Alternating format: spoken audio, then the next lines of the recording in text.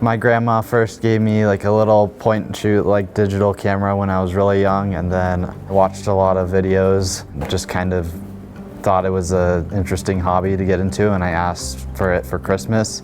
Then it just started from there. Zach came in as a freshman. He was pretty soft-spoken, and we started to chat, and he started to show his work to me. I was very quick to realize that he had the technical skills of my seniors, and that was very surprising. I started as a wildlife photographer, so I captured like owls' nests around here. He was extremely self-motivated. Instead of scrolling on his phone, he was out in the field every weekend studying these owls. He knew everything about them. Most of it is just being outside and like watching, waiting, a lot of patience. That's the biggest thing. He would tell me about everything he did over the weekend.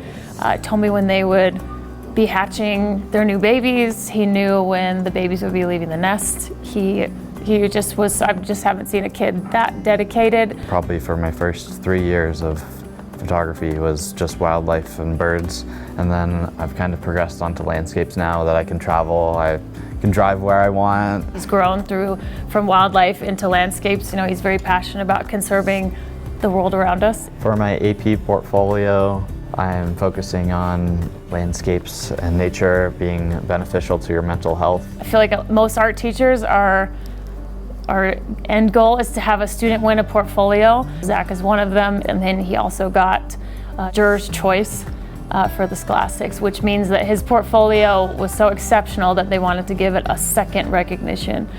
And I didn't even know that the award existed, so super proud. I started crying in my classroom because when my student came in and told me about it. A lot of the time at art shows, people will come up and ask like, how did you take the photo? What did you do? I think the most memorable one was at a hospital. I'd taken a photo of the Northern Lights that happened recently, and she came up to me and said, we used to go to a church that just looked like that, me and my dad, and he recently passed on that exact day. And so that was probably my most memorable experience, having her come up to me, talk about it, and she eventually bought the piece. It is very rewarding to have such a talented student, and I just look forward to him coming in and showing me, you know, all of his shots from his trip.